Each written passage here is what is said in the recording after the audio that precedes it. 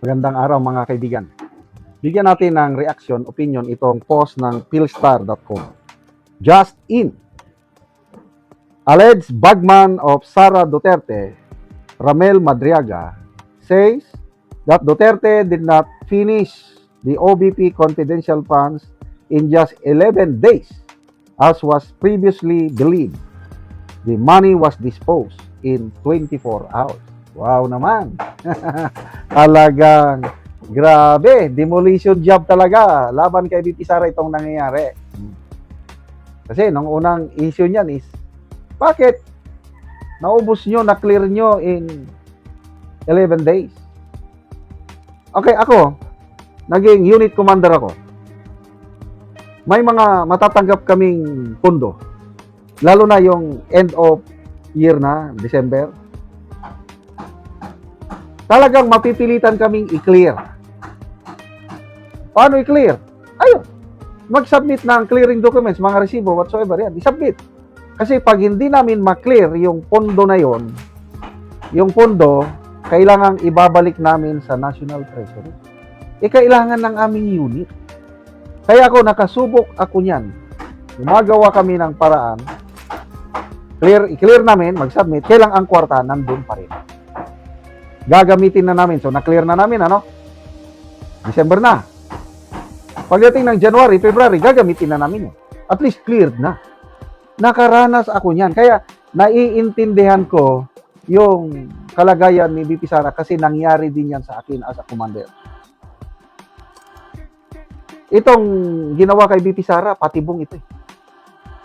Talagang plinano nila para mapabagsak nila si VP Sara. Sinadya nila na bigyan si VP Sara ng confidential funds kailang end of the year na.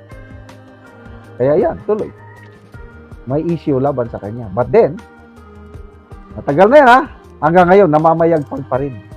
Namamayagpag pa rin si VP Sara. Siya pa rin ang most trusted, pinaka-highest rating among top government officials.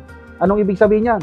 Hindi na gumagana yung nawalan na ng visa, yung ganyan na confidential funds na ubos nila in 11 days. Wala na yan.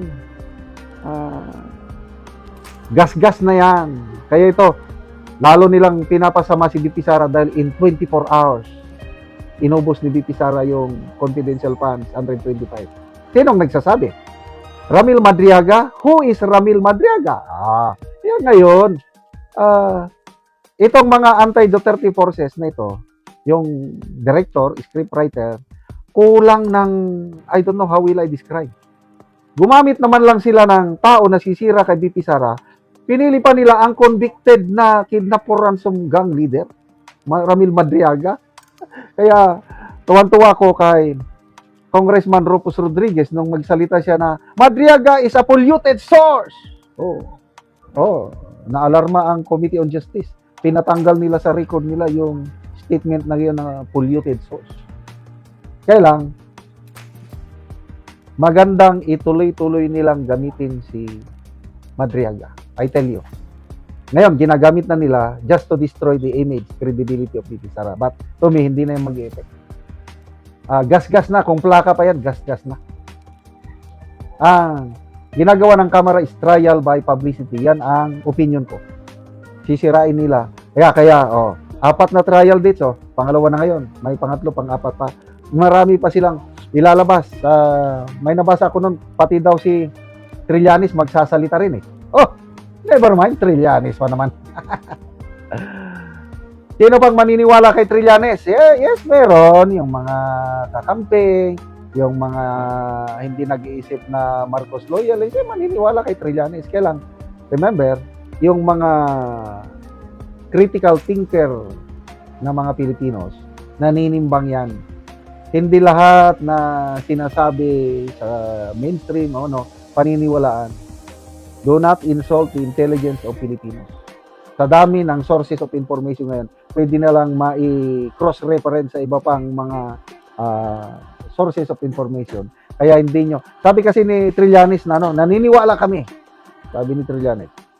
Kahit hindi namin makonvict si VP Sara, kailan kung may palabas namin si Madriaga at iba pang mga ebidensya laban sa kanya, I believe ng taong bayan hindi makakalimot na magnanakaw si BP Sara. Oh, come on. Tingin ni Trillanes sa sarili niya, napaka malinis. Yeah, malinis maglaro, malinis gumawa ng script. So, ano ba? Hanggang Madriaga na lang ba kayo? Ano pa bang mga ilalabas nilang ito na, babantayan natin yung mga bank records. Makakaproduce ba sila ng bank records? Makakaproduce ba sila ng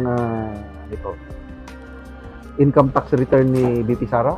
Kasi yan ang very critical mabilis si Attorney Manscarpio, nagsampa na siya ng kaso sa Regional Trial Court at inaksyonan na ng Regional Trial Court. Hindi na, I believe, ang Bureau of Internal Revenue, ngayon na mayroon ng kasong na isampa sa korte, hindi na magbibigay kagad hanggat hindi na re-resolve ng korte. Kaya tied up na sila ngayon. Kahit yung bank accounts ni BP Sara, hindi basta-basta magsasubmit o magbibigay ang mga bangko kasi alam nila mayroon ng kaso sa Korte Suprema. Kaya wise move ni BP Sara at mga kakampi niyang abogado yung pagsampa ng kaso sa Korte Suprema.